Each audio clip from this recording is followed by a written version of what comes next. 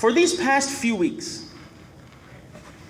I shared with you certain events that happened to us or around us. And I shared with you the fact that these events, or any major or moving event that happens in our life, in reality, underneath it all, it is a test from Allah subhanahu wa ta'ala, and it serves to develop and groom a human being. Calamities and tests, they help shape a society. Because in the aftermath of that calamity, or when the hard time goes by, and when the wounds heal, we become sympathetic, and we are able to express our concern, help, and support for others when they are in the times of need. That is if this lesson was well learned. Another thing that I shared with you in the course of the past 3 sermons was the reality of the fast and swift and quick passage of time. You know, time is flying. It is going by faster than we are willing to accept. It is accelerating quicker than we would like to admit. And time is going by so fast, and we are all so occupied and caught up in our own things, we don't even realize many times how quick time has flown by until someone else reminds us, or until our birthday comes around, or until our taxes are due once again. You know, we submit the payment for one bill right before the due date, and when we put that in the mail, there's another one waiting. And one after the other, month by month, year by year, time flies. My brothers and sisters, as I stand before you today, and as we are all seated here this Friday, the blessed and sacred month of Dhul Hijjah once again has commenced and dawned upon us. It is the time of year when millions of Muslims from all around the globe make their way to Mecca to start the journey of a lifetime. It is the time of year when millions of Muslims get together to remember, recognize, and acknowledge the legacy left behind by our forefather Ibrahim alayhi salam. It is the time of year to pay tribute and commemorate the mountainous sacrifices of Ibrahim alayhi salam and his family. It is the time to pay homage to the dedication and love Ibrahim alayhi salam had for Allah subhanahu wa ta'ala. Yes, it is that time again. The fasting, the worship, the Eid prayers, the Eid gifts, the takbirat, the sacrifice. Time flies. And I swear I have a vivid recollection of the Udhiyah last year. Going across the causeway to Covington, Dr. Hisham passing me up on the causeway, going to the farm, the barn, picking out the animals, sacrificing, skinning, putting everything in a bag and bringing it back, cleaning it up, making portions for the house and to give out. Subhanallah, that was 1 year ago. 1 year that flew by so fast, and now we are here again for that time of the year, for the silence of the lambs. Brothers and sisters, time will never stop. But one day, this world will come to an end. Time will never cease, but one day our hearts will. Many people have come and gone, and many people are yet to come. And we are one of those people sitting here today. There are some in this world who leave a name for themselves, whether good or bad, while others leave without even being noticed. There are some who go down in the books of history, while others fade with the passage of time. There are some who leave a huge void in society and in the lives of many, while others are not even making a difference to other people while they're breathing. Whatever the case may be, this earth that we are living on, this planet, will continue its course. The world will move on. Businesses will continue. We came here, and one day we will leave. And no matter what we have achieved in this world, no matter what we have achieved, the only spot that we will occupy once we leave is a hole in the ground that will be 8 by 4. Whether we rented or owned, whether we lived in an apartment or a mansion, whether we live in a high-rise or we were homeless on the streets, we all end up in a hole with a few sheets of cloth. And we will be resurrected to give account for what we have done, standing before Allah subhanahu wa ta'ala in a huge, wide, flat plain amongst an enormous sea of people. And on that day, we won't even have the cloths that we were buried with. And we will be standing under a scorching source of heat. This journey of Hajj, this journey of Hajj with all its rituals and customs, it mimics and it simulates that standing before Allah subhanahu wa ta'ala to a certain degree. The difference is that when we find ourselves standing in the hereafter, it will be way past too late to do anything about our fate. So the time to do is now. The time to build and construct for our hereafter is now. The only thing that will not perish and diminish with the passage of time are our good deeds. وَالْبَاقِيَاتُ الصَّالِحَاتِ. The good deeds that will live on forever and ever. Surah Al-Kahf, something the Prophet ﷺ, a surah, the Prophet ﷺ encourages us to read every week. Allah gives us this message. المال والبنون زينة الحياة الدنيا والباقيات الصالحات خير عند ربك ثوابا وخير أملا. Verses 46, 47, and 48. When you get a chance to finish your Surah Kahf today, go over the translation.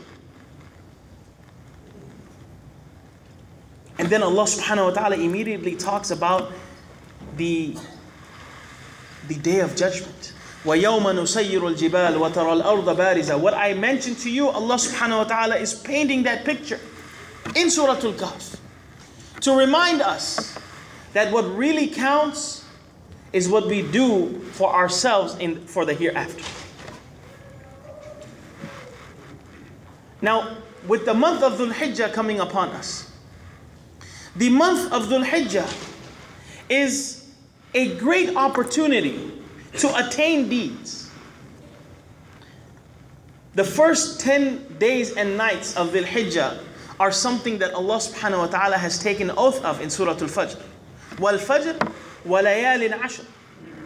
And this shows its magnitude and value in the eyes of Allah subhanahu wa ta'ala. So again, a blessed and sacred time of the year has dawned upon us, so we can invest for our hereafter. And one of the concepts and one of the acts of merit, especially for this month, is the concept of fasting, just like it was in the month of Ramadan. The Prophet sallallahu alaihi wasallam, Aisha radiallahu anha, says that the Prophet sallallahu alaihi wasallam would fast the 9 days of Dhul Hijjah and the day of Ashura, the 10th of Muharram, وَثَلَاثَةَ أَيَّامٍ مِّن كُلِّ شَهْرٍ أَوَّلِ اثْنَيْنِ مِنَ الشَّهْرِ وَخَمْسِينَ. So the Prophet ﷺ, there were certain times of the year he would always maintain the sunnah of fasting. And in this month, in particular, there is the fasting of the 9th of Dhul Hijjah, which is coined as the day of Arafah. The Prophet ﷺ has said, compliments of Abu Qatada radiyallahu anhu, صيام يوم عرفة إني أحتسب على الله أن يكفر السنة التي قبله والسنة التي بعده. The expiation for 2 years of sins are included with the fasting of the 9th of Dhul Hijjah. Think about it. To sacrifice our food and drink, to stay thirsty and hungry for the course of half a day or so, to be forgiven for 2 years of not making the right choices, of not doing what was appropriate, of doing what displeased Allah subhanahu wa ta'ala. If you ask me, that's a darn good deal. And while we are fasting, for those of us who choose to fast more than just that day, while we are fasting, during the fast, recall the chapter in the story of Ibrahim alayhi salam, when he was ordered to bring his wife Hajira alayhi salam and his son Ismail alayhi salam, when he was ordered to bring both of them from Palestine to the hot, fiery, scorching, blistering, barren and empty land of Makkah. The valley of Makkah surrounded by huge, rough mountains. Think about this story while we are putting ourselves through hunger and thirst. And after reaching there, Ibrahim alayhi salam was ordered to turn around and go back to Palestine without providing an explanation, without even looking back at his wife and his newborn Ismail alayhi salam. Ismail alayhi salam, a newborn baby that was gifted to him as a result of a special prayer, a baby that earned him the title of fatherhood at the sensitive and delicate, frail and fragile age of 86. Imagine that. To turn around and walk away at the order of Allah subhanahu wa ta'ala. And all the while Hajira alayhi salam is screaming and asking, where are you going? Why are you leaving us here? In the middle of nowhere. No water, no people, no vegetation. And not just that, but all of the other elements that are involved with a woman being alone somewhere out in the open with no one to support her. She kept on inquiring, but Ibrahim alayhi salam would not reply. Now Hajira alayhi salam, she wasn't some regular woman. She was the woman of a prophet. The woman of a special prophet. The woman of Allah's friend. She was the wife of someone who went through hell and back. Literally, as a result of the fire that Namrud and his people put together. She was the wife of someone who single-handedly confronted his own father, his own people, and his whole town, and left them in the rearview mirror. This woman finally realized that, you know what? Ibrahim alayhi salam would never do something like this on his own accord. He would dare do this to the mother of his child. He would never ever do this to an innocent newborn baby. She asked Ibrahim alayhi salam, Ya Ibrahim, أين تذهب وتتركنا بهذا الوادي الذي ليس فيه إنس ولا شيء? Where are you going, leaving us over here? Do you see anyone around? There's nothing here. There is no one here. But then it dawned upon her that there's no way he could have done this with his own will. And she said, and this hadith is related in Bukhari, Allahu amaraka bihada. Has Allah ordered you to do this? Is this Allah's command? Does Allah want me to stay here in the middle of nowhere with my baby in this scorching heat? Does Allah wish for me to be here? And his reply was, yes. Did she complain? Did she say, what could possibly be the wisdom in this? What kind of test is this? I don't have time for this. What kind of religion is Islam? Oh, this is not applicable to me. These are different times. This is 2014. She did not complain. She did not find excuses. She did not say, I'm a woman, I have a baby. No. She said, فَإِذَنْ لَن يُضَيِّعُنَا. If this is the case, and he wants me to stay here in the middle of nowhere, then let it be. He will not let me perish. He will not let me die. If this is what he wants, this is what he will get. If this is his command, then he will not let us perish. He will not let us go hungry.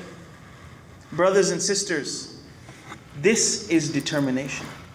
This is love for Allah subhanahu wa ta'ala and His command.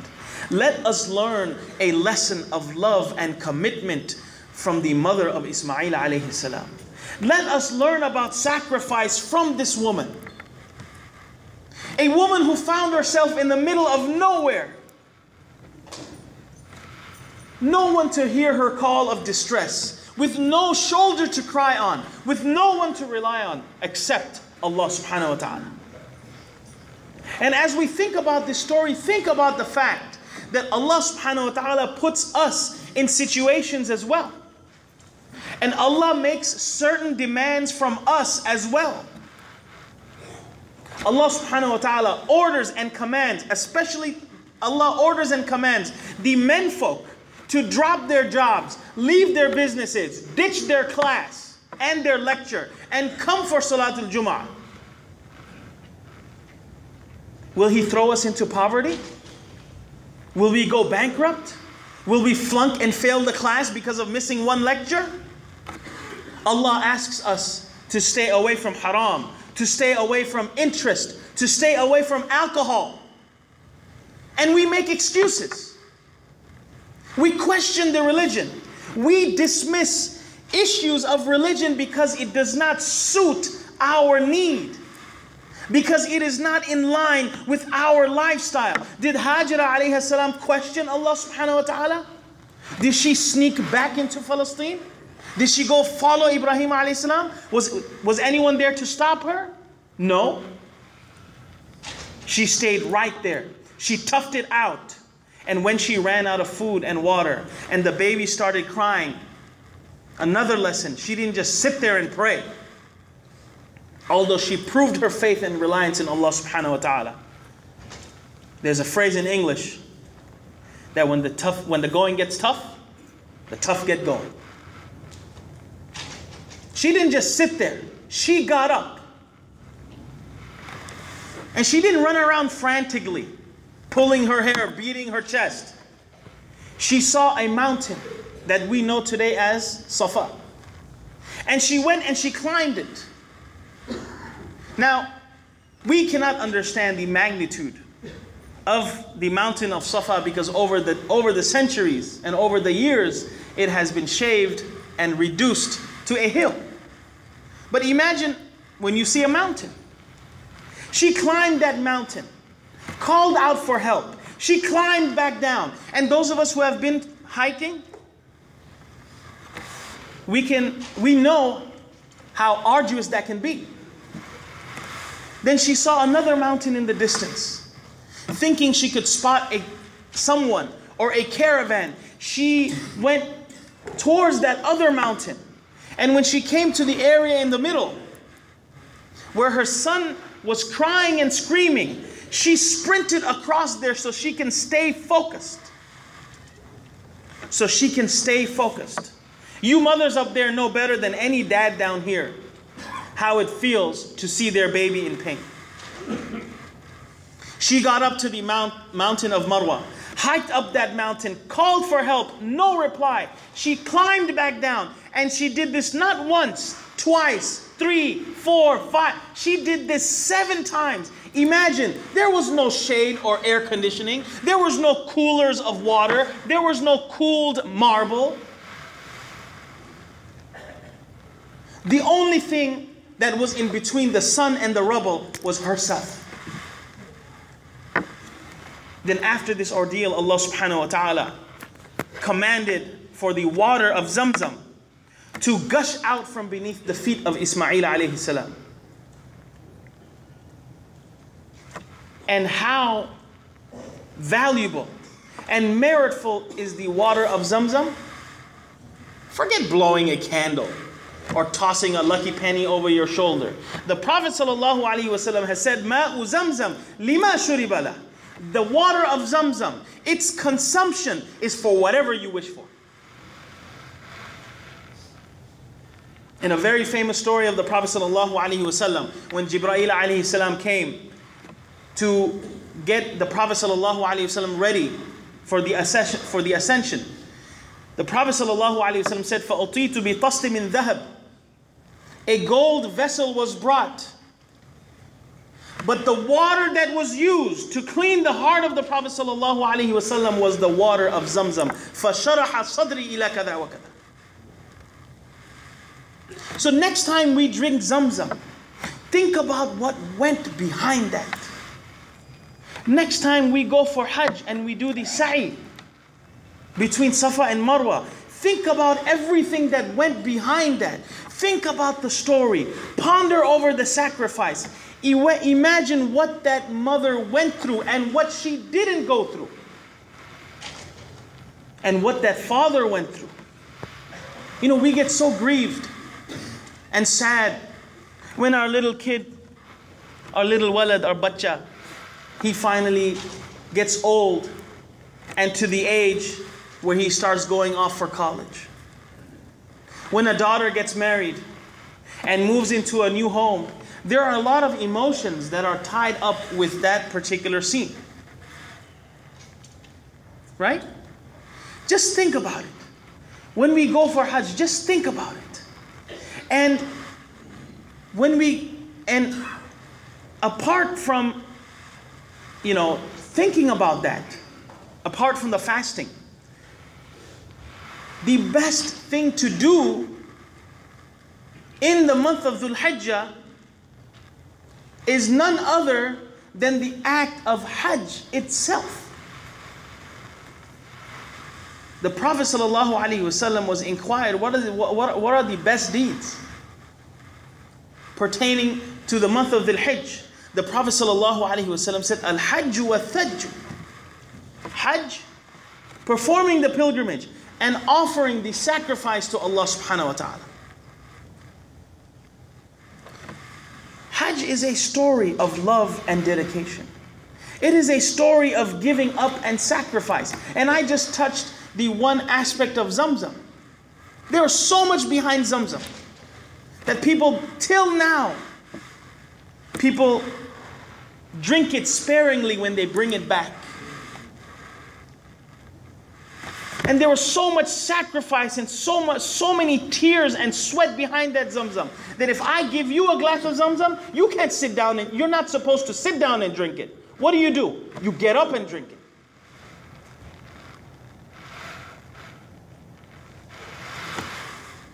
And you know what, brothers and sisters, in conclusion, the concept of sacrifice and giving up something is not something that is foreign to us. We all know what it means to give up. We all know what it means to sacrifice. But the difference is we have to learn to sacrifice for Allah subhanahu wa ta'ala.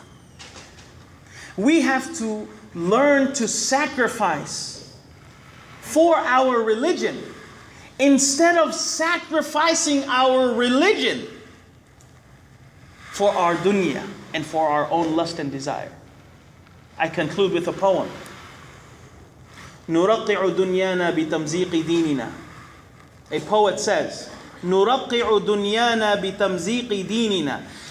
Back in the day when clothes were actually patched, right? Nowadays, if something rips, you just replace it.